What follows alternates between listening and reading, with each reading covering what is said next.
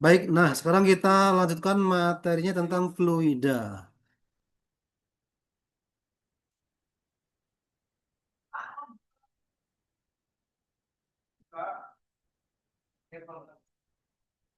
Oke, kita baca saja. Di fluida, zat di alam itu dikelompokkan ada tiga wujud utama ya. Ada tiga wujud utama, ada zat padat, ada zat cair, ada gas. Zat cair dan gas memiliki satu kesamaan, yaitu tidak memiliki bentuk yang tetap. Bisa berubah-ubah sesuai dengan wadahnya, tempatnya. Bentuk zat cair dan gas bisa berubah sesuai dengan bentuk wadahnya. Zat cair dan gas mudah ditembus atau dibagi-bagi. Hal ini disebabkan gaya tarik antar atom atau molekul penyusun zat cair dan gas jauh lebih lemah daripada gaya tarik antar atom penyusun zat padat. Dan salah satu sifat yang sering kita amati adalah zat cair dan gas dapat mengalir. Zat dengan sifat yang dapat mengalir tersebut kita namakan dengan fluida. Jadi fluida itu konsepnya kita bahas adalah zat cair dan zat gas. Zat cair dan gas dia bisa mengalir, maka dinamakan dengan fluida. Nah, fluida tadi kita sudah bahas itu berwujud cair atau gas. Pada bab ini kita akan membahas sejumlah sifat yang dimiliki oleh fluida yang diam atau fluida statis maupun sifat-sifat fluida yang mengalir. Jadi ada dua sifat fluida ya. Ada fluida yang diam, ada fluida statis yang akan kita bahas pada materi minggu ini ya. Kemudian juga ada fluida dinamis. Ini nanti akan dibahas di pertemuan yang lain. Saya belum hafal apakah next meeting atau mungkin semester depan, fisika dasar 2. Nah, yang kita bahas pada materi RPS minggu ini adalah fluida yang diam atau fluida statis. Nah, sifat-sifat tersebut sangat penting untuk dipahami karena memiliki banyak aplikasi dalam kehidupan kita. Jadi fisika itu ya ilmu alam ya. Jadi sumbernya dari alam. Baik dalam bentuk teknologi sederhana maupun teknologi canggih. Jika kita tidak memahami sifat fluida, maka tidak mungkin manusia membuat kapal terbang, kapal tanker raksasa, kapal selam, balon udara, pesawat terbang, helikopter, pesawat ulang-alik, dan seterusnya. Nah, yang pertama kita bahas adalah arah gaya. Arah gaya ini adalah zat cair statis. Ini wadahnya, ini wadahnya berbentuknya agak aneh memang ya. Wadahnya agak aneh. Ini kalau gelas pun juga gelas apa ya? Tempat air gitu kan. Arah gaya pada permukaan sentuh fluida statis dengan benda selalu tegak lurus dengan permukaan benda. Ini dia akan menekan akan selalu tegak lurus dengan permukaan benda wadahnya. Ini juga akan tegak lurus, ini juga tegak lurus, ini juga sama tegak lurus. Jadi arah gaya dari fluida dia akan tegak lurus menekan pada wadah permukaan ini atau permukaan wadah tempat ini ya. Begitu pula yang gas. Ini misalkan sebuah tempat menyimpan gas, ya. Ini sengaja dibuat agak sembarang sebagai contoh soalnya. Sama juga ya, arah gaya pada permukaan fluida statis gas ini juga selalu tegak lurus terhadap permukaan bendanya. Ini tegak lurus ya kan? Ini tegak lurus, ini juga tegak lurus, ini tegak lurus, dan seterusnya. Jadi gas itu mampu menekan, ya. Maka kalian mungkin sering dengar berita gitu kan, gas meledak gitu kan, karena dia bisa ada tekanannya gitu. Kalau di dalam dia sudah kuat tekanannya, nggak muat tempatnya bisa meledak. Dia bisa menekan sehingga bisa meledak. Begitu pula juga air ya. air, cairan, juga menekan. Di sini ada orang Jakarta?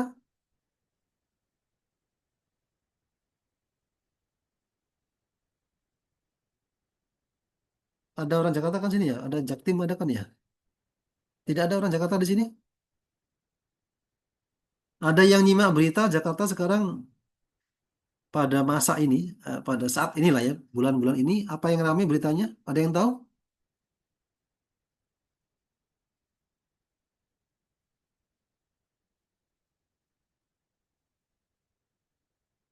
Ada yang tahu? Nggak ada.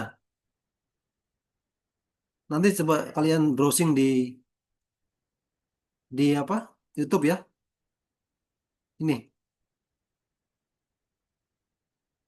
ada yang pernah lihat beritanya, dengar? Ya minggu-minggu inilah. Pantai Mutiara. Tahu ya? Pantai Mutiara yang di kawasan Peluit, Jakarta Utara. Itu kan emang kan jadi isu isu terkini gitu kan. Jakarta itu kan ya sudah turun tanahnya gitu kan. Sehingga lebih tinggi lautnya gitu sehingga airnya tinggi gitu kan. Ibarat ini adalah daratan Jakarta ini kan. Ini ada ini adalah Monas gitu kan. Nah, ini Monas sih. Nah, ini Monas kan. Nah,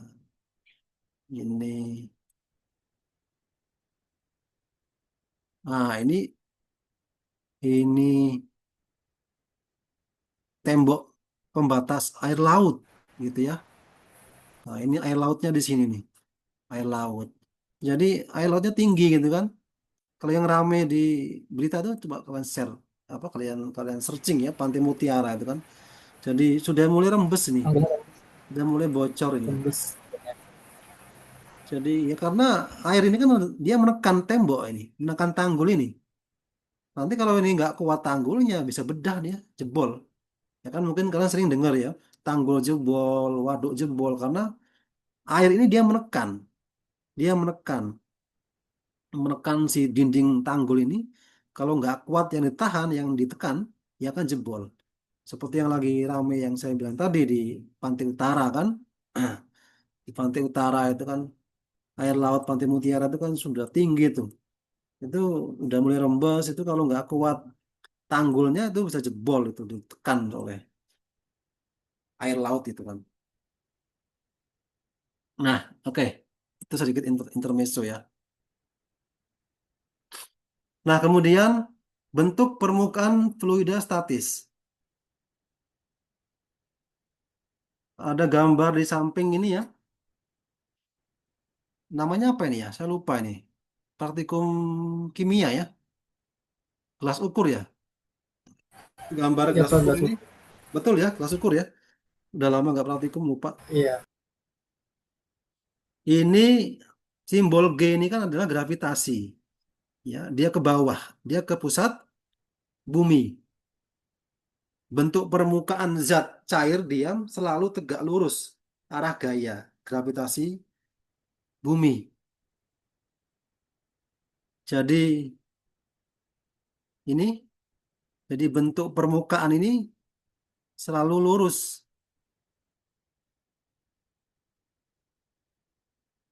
selalu sejajar lurus dengan, sorry, selalu tegak lurus dengan gravitasi atau selalu lurus dengan permukaan bumi. Ingat alat apa yang menggunakan konsep ini? Lia Agustiana ada? Hadir, Pak. Alat apa yang menggunakan konsep konsep ini? Bentuk permukaan fluida statis?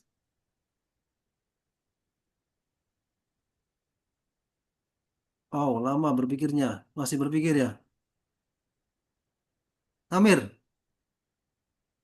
alat apa yang Apa apa Pak? alat apa yang menggunakan konsep ini? Bentuk permukaan fluida statis itu selalu tegak lurus dengan arah gravitasi bumi. atau se apa namanya? Searah sama dengan permukaan bumi. Apa ini? Belum ada yang bisa jawab. Siapa yang bisa jawab? Pompa bukan sih Kak? Pompa Waterpass. Tahu waterpass kan? Alatnya tukang. Dia mau bikin tembok, dinding kan dia pakai waterpass. Oke? Oke ya? Tahu ya waterpass ya? Jangan-jangan ada yang nggak tahu waterpass. Jadi ketika tukang mau bangun dinding tembok kan dia pakai waterpass biar biar lurus, biar nggak apa, biar nggak serong gitu kan? Tahu ya waterpass ya? Dia yang mirip pakai penggaris itu water kan Pak ya? apa? Yang seperti penggaris gitu batang Iya, seperti waterpass. penggaris itu ada airnya. Jadi yang dilihat tuh airnya tuh dia lurus, berarti lurus tuh garisnya. Jadi Pak, tukang itu kan pakai water pass, pakai benang gitu kan. Nanti benangnya akan dibentangkan sesuai dengan sejajar dengan air yang ada di water pass. Berarti kalau dia itu patokannya, kalau airnya itu lurus, berarti sudah lurus tuh temboknya. Karena bentuk air itu selalu tegak lurus dengan permukaan bumi. Karena gravitasi bumi, sorry, bentuk air selalu tegak lurus dengan gaya gravitasi bumi atau G. Karena gaya G juga, gaya gravitasi bumi selalu tegak lurus dengan permukaan bumi. Kemudian bentuk permukaan laut mengikuti bentuk bumi karena harus tegak lurus arah gaya gravitasi bumi. Seperti yang gambar ini ya. Bumi itu kan bundar ya. Bumi itu bundar atau datar ya? Ada yang suka mikir-mikir itu sampai sampai nggak bisa tidur. Yang benar itu bumi itu Bulat Pak, bundar atau datar? Yang benar apa? bulat. Kalau bumi bulat, kok bisa kita sekarang lagi di bawah, misalkan kok kita nggak ke bawah jatuh gitu kan? Ada airnya nggak tumpah ke bawah gitu kan? Ya karena ada gaya gravitasi bumi gitu kan? Jadi ke dalam bumi, ke pusat bumi itu gaya gravitasinya. Sehingga bentuk permukaan air laut itu tegak lurus dengan gravitasi bumi. Gaya tarik bumi atau gaya gravitasi bumi ke dalam bumi tegak lurus. Maka bentuknya air laut juga akan tegak lurus terhadap gaya gravitasi bumi. Nah, kemudian massa jenis. Salah satu besaran fisis fluida yang penting adalah massa jenis atau rho. Massa jenis adalah massa fluida per satuan volume. Untuk fluida yang memiliki volume kecil, massa jenisnya didefinisikan sebagai rho sama dengan M per V atau massa fluida per satuan volume. Dengan M adalah massa fluida, V adalah volume fluida, dan rho adalah massa jenis fluida. Tabel di samping adalah massa jenis sejumlah fluida ya. Ada air suhu 4 derajat Celcius, ada air laut, ada air raksa, ada alkohol dan seterusnya. Nanti bisa dibaca sendiri. Kemudian massa jenis tadi massa jenis berikutnya massa jenis fluida dengan volume satu gelas, satu ember, bahkan satu kolam dapat ditentukan massa jenisnya dengan persamaan yang tadi sebelumnya ya. Rho sama dengan M per V. Namun jika volume fluida sangat besar, misalnya dam. Dam itu apa? Bendungan, waduk, atau lautan, atau atmosfer, maka massa jenis fluida tidak sama di setiap tempat. Contohnya pada lautan, massa jenis makin besar jika masuk makin ke dalam. Sehingga kalau kalian berenang, pernah mungkin dengar beritanya apa itu? Kapal selamnya dari apa sih itu lupa saya. Kapal selamnya yang menyelam ke dalam apa itu? Dalam dasar laut berapa berapa berapa ribu meter itu ya. Kemudian apa namanya? Hancur gitu kan. Karena semakin ke dalam lautan semakin besar tekanannya gitu ya. Massa jenisnya semakin besar gitu. Contohnya contohnya pada lautan ya. Massa jenis semakin besar jika masuk makin ke dalam. Pada atmosfer, massa jenis makin kecil jika makin jauh dari permukaan bumi. Oleh karena itu, definisi umum massa jenis fluida adalah rho, rho r, r ini adalah posisi, letak, jarak, ya. Kemudian dm per dv ini adalah turunan. Jadi diturunkan, diferensial dm per dv. Kemudian tekanan dalam fluida.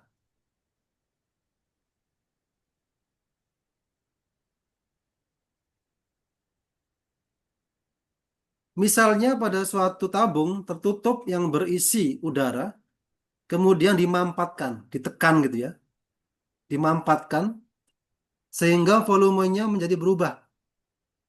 Jadi ini adalah udara, ini udara, kemudian ditekan gitu, misalkan ini ada semacam lempengan, kemudian ditekan ke bawah seperti pompa itu ya, ditekan ke bawah sehingga berubah volumenya. Pada gambar itu ditunjukkan bahwa partikel-partikel atau molekul-molekul udara pada ruang tabung tertutup tersebut telah memperoleh gaya dari F, gaya F dari penghisap. Demikian pula dengan dasar tabungnya. Dasar tabung dan dindingnya juga telah mendapat gaya tekan dari partikel molekul udara tersebut. Jadi kalau ini ada isinya udara, kemudian kita mampatkan, kita tekan, pasti udara tersebut, partikel-partikel, molekul-molekul dalam zat gas udara ini akan menekan dasar tabung, akan menekan pada dinding tabung gitu. Maka ini yang terjadi kalau kita mungkin lihat seperti misalkan gas meledak atau mungkin ban meledak, ban motor, ban sepeda, ban mobil meledak karena gas di dalam itu sudah menekan. Dia mencari ruang yang kosong udah nggak ada, menekan sehingga nanti meletus lah gitu kan. Nah itu. Jika gaya F menekan bidang permukaan seluas A, maka besarnya tekanan P yang dihasilkan pada bidang permukaannya dituliskan. Rumus umum tekanan dituliskan dengan P sama dengan F per A, di mana F adalah gaya tekan, N Newton, kemudian A adalah besarnya luas penampang permukaan, M kuadrat, atau meter persegi, dan P adalah tekanan pada benda, yaitu Newton per meter kuadrat. Ini rumus tekanan secara umum. Kemudian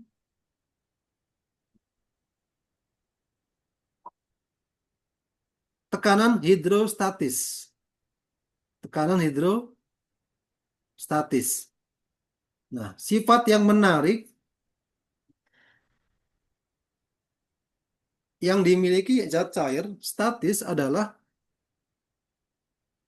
adanya tekanan yang dilakukan pada benda yang dicelupkan ke dalam zat cair tersebut. Tekanan tersebut muncul karena benda menahan berat zat cair di atasnya, seperti gambar yang di samping ya. Makin dalam posisi benda, maka makin tebal zat cair di atas benda tersebut yang harus ditahan, sehingga makin besar tekanan yang dirasakan benda. Tekanan ini, tekanan jenis ini dinamakan tekanan hidrostatis. Tekanan zat cair yang di dalam. Eh, maaf, tekanan zat cair yang diam. Ibaratnya kalian eh, apa namanya? Pegang bola. Pegang bola, yang di dalam bola itu ada gasnya kan. Bola itu kalau kalian celupkan ke dalam air, itu kan dia kan nggak tenggelam ya. Jadi dia tuh kalau kita celupkan ke dalam air kan dia seperti menekan pengen apa namanya, pengen mumbul ke atas gitu kan. Dia pengen keluar dari air gitu kan. Karena ada gaya tekan air itu. Sekarang kita coba mencari persamaan tekanan hidrostatis.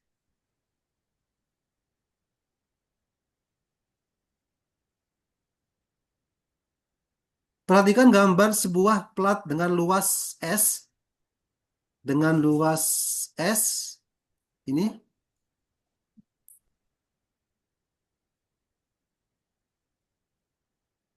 ditempatkan horizontal ke dalam zat cair. Plat tersebut berada pada kedalaman H dari permukaan zat cair dengan kedalaman H. Pelat tersebut menahan beban zat cair di atasnya. Volume zat cair di atas plat adalah V sama dengan H kali S. Jadi volume zat cair di atas plat adalah volume zat cair di atas plat adalah V volume H kali S. S itu kan luas permukaan, H itu kan ketinggian. Ini kan adalah balok gitu kan. Balok itu kan luas balok adalah luas alas kali tinggi kan. Luas alasnya adalah S. Ini S, tingginya adalah H. Sehingga volume adalah H kali S. Oke ya, clear ya. Kemudian jika rho adalah massa jenis zat cair, maka massa zat cair yang berada di atas plat adalah M sama dengan rho kali V. Tadi rho itu kan adalah M per V. Sehingga sehingga rho kali V sama dengan M. Ya. M adalah rho kali V. V sendiri adalah H kali S. Sehingga M sama dengan rho kali V sama dengan rho kali HS. Dengan demikian, berat zat cair yang ditahan pelat adalah W. Ya. Dengan demikian, berat zat cair yang ditahan pelat adalah W. W itu adalah M kali G. M itu adalah rho HS. Rho HS ini M kalikan dengan G. Sehingga W adalah W sama dengan M kali G sama dengan rho HSG. Sehingga kalau kita tuliskan tekanan zat cair yang dialami plat menjadi atau tekanan hidrostatis adalah P sama dengan W per S sama dengan rho H S G per S. S-nya coret berarti sama dengan rho HG atau rho GH. Sama aja ya, rho GH. Sehingga rumus tekanan hidrostatis adalah rho GH ini. Di mana P adalah tekanan oleh zat cair atau PA, sorry, Pascal ya, ini Pascal, PA Pascal. Kemudian rho adalah massa jenis zat cair, satuannya kilogram per meter kubik. Kemudian G adalah percepatan gravitasi bumi, satuannya adalah meter per second kuadrat, ya. Kemudian H adalah kedalaman posisi benda yang diukur dari permukaan zat cair, satuannya meter. Inilah rumus dari tekanan zat cair yang tekanan hidrostatis. Sekarang kita lanjutkan di contoh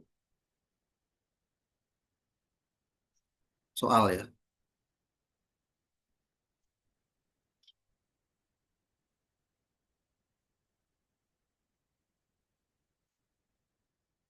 Kapal pesiar Oasis of the Seas memiliki panjang 361 meter dan lebarnya 47 meter. Bagian dasar kapal berada pada kedalaman 9,3 meter dari permukaan laut. Jadi bagian bawah kapal tenggelam setinggi 9,3 meter. Perkirakan gaya yang dialami kapal akibat tekanan hidrostatis air laut. Dengan asumsi massa jenis air laut kira-kira sama dengan massa jenis air, yaitu 1000 kilogram per meter kubik. Jadi di gambar di samping itu gambar kapal pesiar Oasis of the Seas yang memiliki 16 lantai. Kapal itu panjangnya 361 meter, lebarnya 47 meter, bobot kosongnya itu 15.000 ton. Bayangkan barang yang ribuan ton, bahkan belasan ribu ton itu nggak tenggelam. Itu karena di situ ada penerapan hukum fisika di situ. Nah,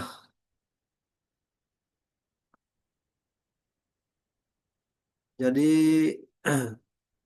lambung kapal yang tenggelam itu kan menerima tekanan hidrostatis dari seluruh bagian permukaan yang tercelup. Jadi kalau mau bayangkan seperti apa itu hidrostatis, ya gampangnya begini aja.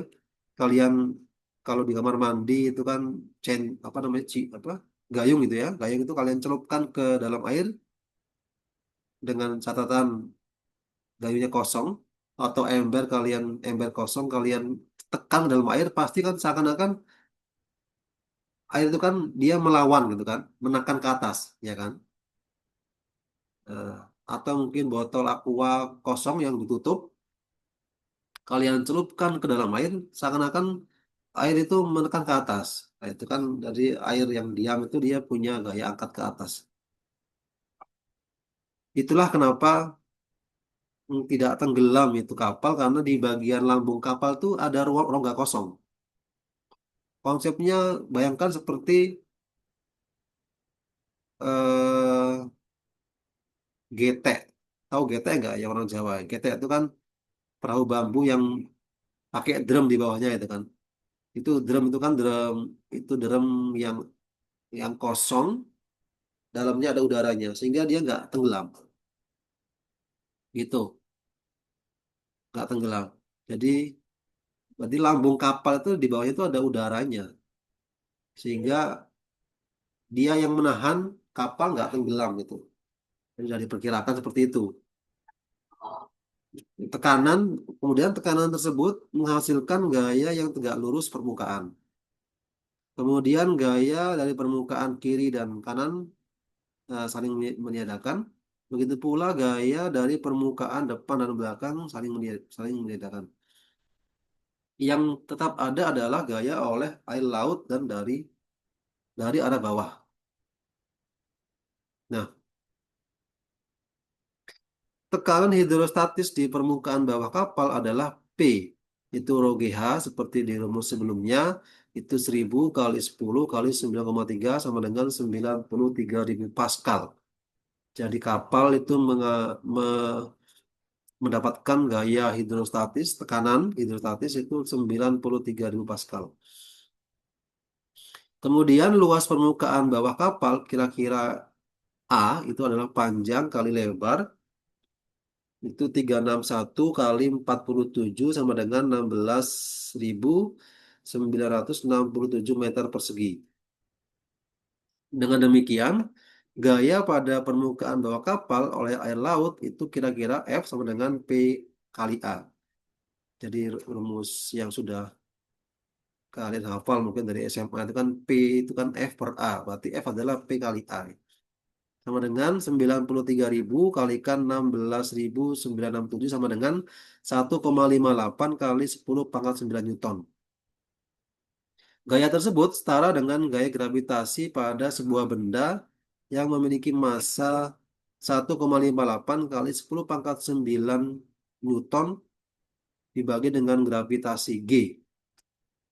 1,58 kali 10 pangkat 9 Newton dibagi dengan 10 meter per second kuadrat. Satuan apa? nilai dari gravitasi bumi. Graviton. Sama dengan 1,58 kali 10 × 8 kilogram sama dengan 158.000 ton. Ini berarti bahwa bagian dasar bagian dasar kapal yang berada pada kedalaman 9,3 meter itu mampu menahan beban total 158.000 ton. Jadi kapal itu bisa menampung beban 158.000 ton. Bayangkan nih. Maka kalau kalian tahu kapal-kapal kontainer itu yang mengirim-ngirim kontainer, itu jangan dikira cuman puluhan, bahkan cuman ratusan kontainer, tidak.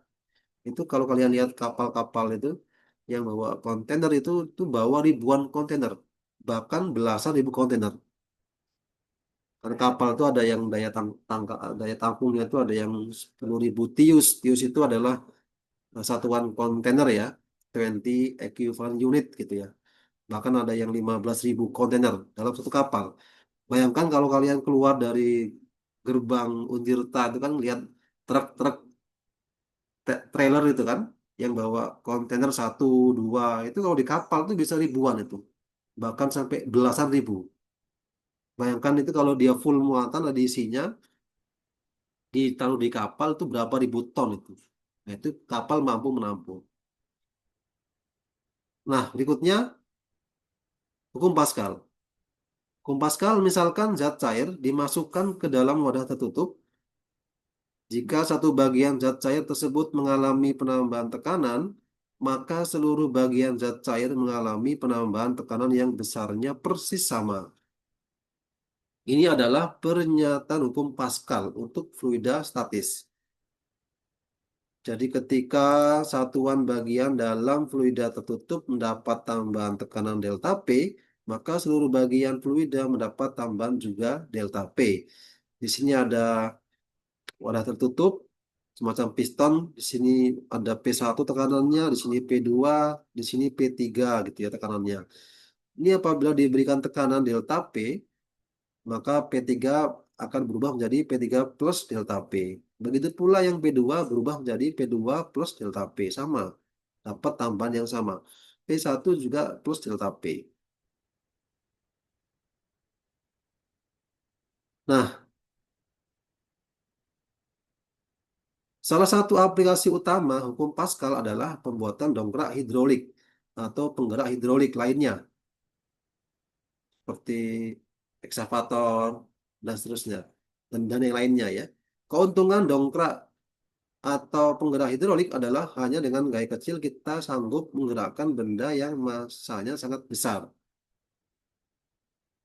Jadi ini gambar di samping sama seperti yang sebelumnya juga. Jika tekanan di satu bagian dalam zat cair yang berada dalam wadah tertutup ditambah, maka seluruh bagian zat cair mendapat tambahan tekanan yang sama besar.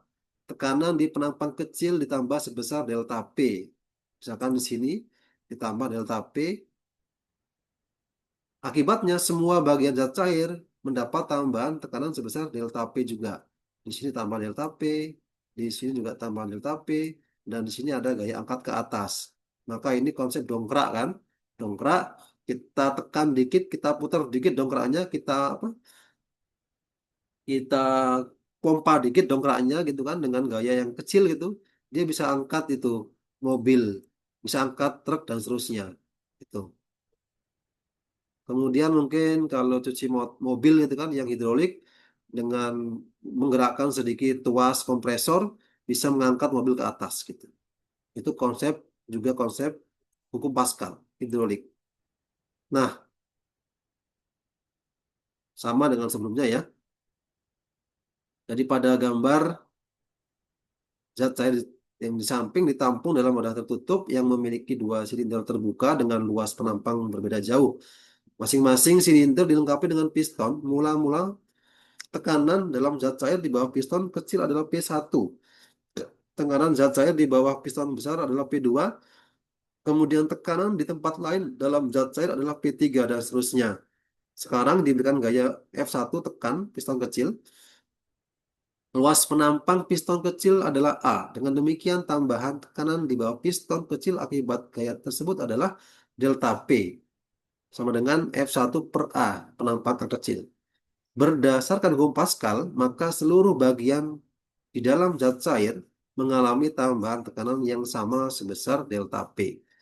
Zat cair di bawah piston besar juga mendapat tambahan tekanan sebesar delta P juga sama. Sama tadi seperti sebelumnya ya, konsep hukum Pascal hidrolik. Nah,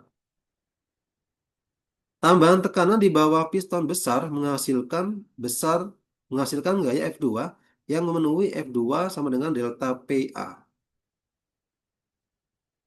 Delta P itu tekanan, perubahan tekanan, A itu luas penampang. Akhirnya kita dapatkan F2 sama dengan F1A kecil kalikan A besar. Ya, atau F2 sama dengan A besar per A kecil, luas penampang besar dibagi dengan luas penampang kecil dikalikan F1. F1 adalah gaya yang diberikan pada piston kecil, F2 adalah gaya yang dihasilkan di piston besar, gaya angkat, A2 adalah luas penampang piston besar meter persegi, kemudian A kecil adalah luas penampang piston kecil meter persegi. Nah, persamaan tersebut menginformasikan ke kita bahwa dengan membuat ukuran piston besar jauh lebih besar daripada ukuran piston kecil, maka kita dapat menghasilkan gaya yang sangat besar pada piston besar hanya dengan pemberian gaya yang kecil pada piston kecil. Tadi ya konsep dongkrak, kita dengan cukup pelan pompa dongkrak bisa angkat itu mobil itu ya. Sebagai contoh, untuk A besar per A itu 800. Maka dengan F1 sebesar 15 Newton, kita bisa menghasilkan F2 sebesar 12.000 Newton. Ini kalau dimasukkan ke rumus ini nih, rumus ini hasilnya adalah bisa menghasilkan F2 sebesar 12.000 Newton. Gaya 15 Newton itu kan sama dengan massa 1,5 kan? M kali G. M kali G. Jadi kan 1,5 massa kalikan G-nya kan 10 meter per second kuadrat kan? Sama dengan 15 Newton. Berarti berat 1,5 kilogram itu kita berikan pada pompa dongkrak, nanti dia bisa ngangkat 12.000 Newton kira-kira seberat mobil gitu ya, atau Avanza gitu ya. Nah, itu konsep hukum Pascal. Jadi, dengan gaya yang setara berat benda 1,5 kilogram yang diberikan di piston kecil, kita dapat mengangkat mobil Avanza dengan mudah. Kemudian, gambar di samping, gambar di samping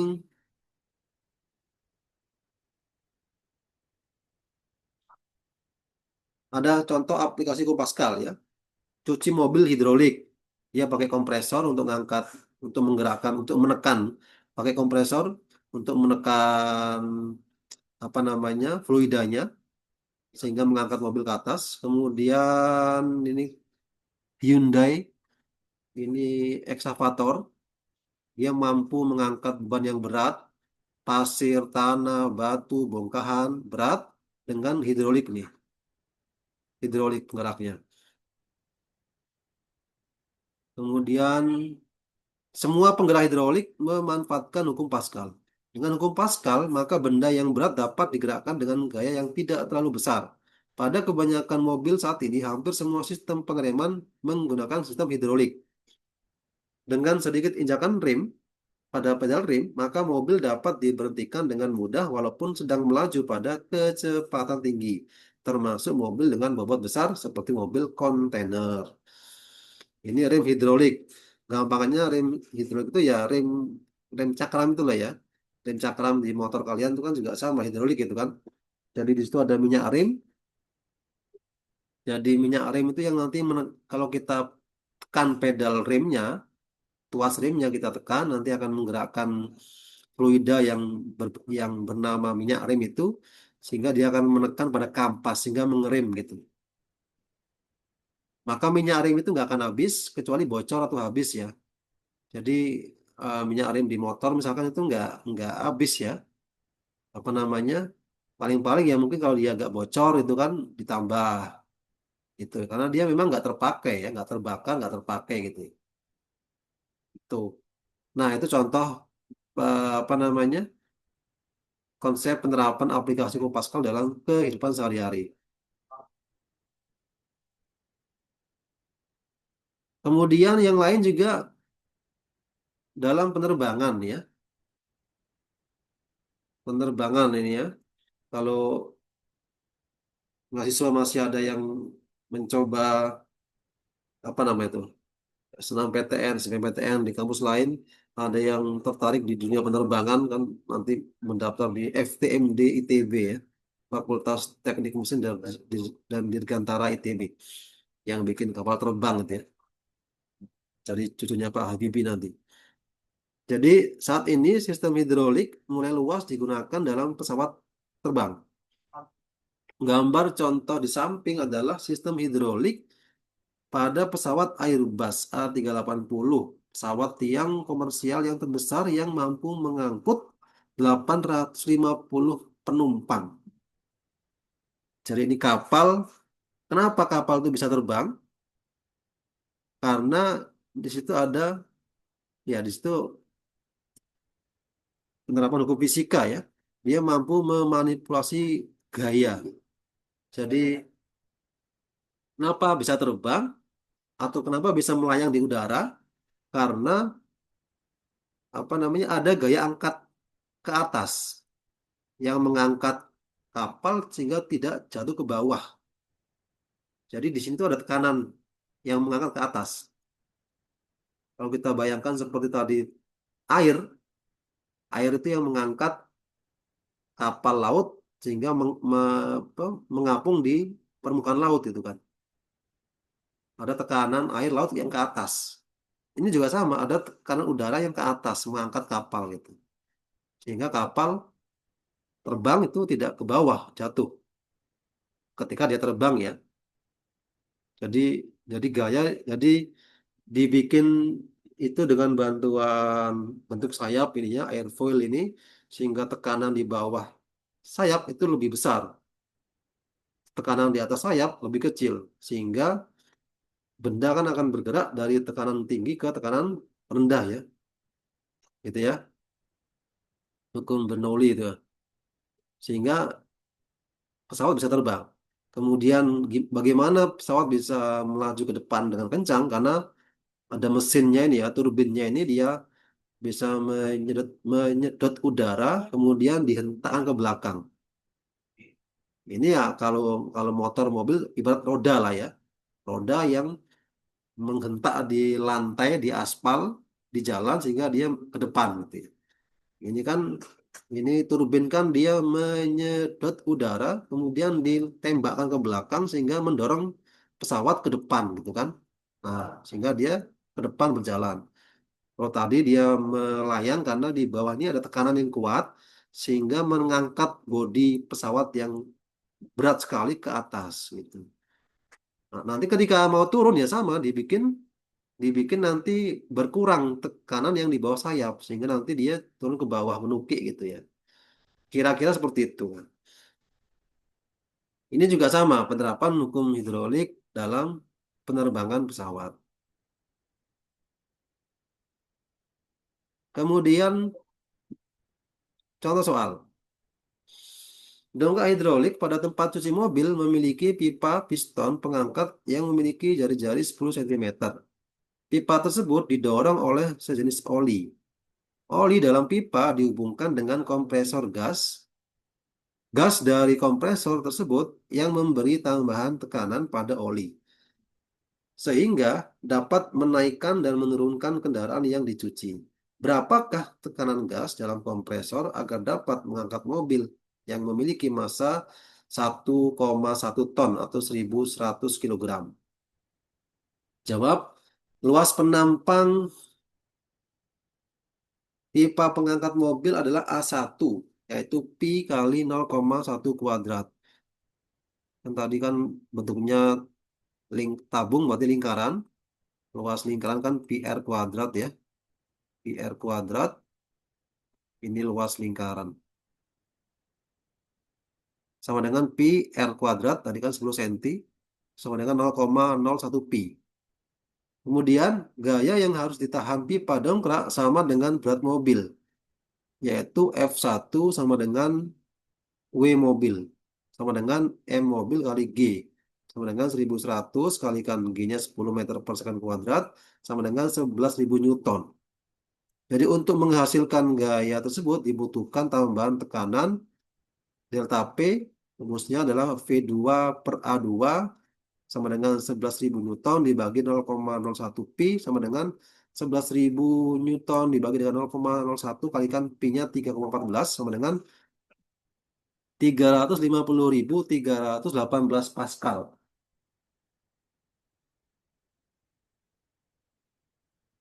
Tambahan tekanan tersebut berasal dari udara dalam kompresor. Jadi untuk mengangkat hidrolik di mesin cuci mobil itu apa di tempat cuci mobil itu pakai tekanan kompresor udara. Dengan demikian, kompresor harus memberikan tambahan tekanan sebesar 350.318 Pascal supaya mobil bisa terangkat ke atas. Nah, karena mobil sendiri mendapat tekanan dari atmosfer, atmosfer yang di udara itu ya, yang menekan ke bawah sebesar 1000 sorry 100.000 Pascal, maka tekanan dalam kompresor haruslah 350.318 tambah 100.000 sama dengan 450.318 Pascal. Jadi inilah udah tekanan yang harus diberikan pipa hidrolik, pompa hidrolik di tempat cuci supaya bisa mengangkat mobil dengan berat 1,1 ton atau 1.100 kilogram.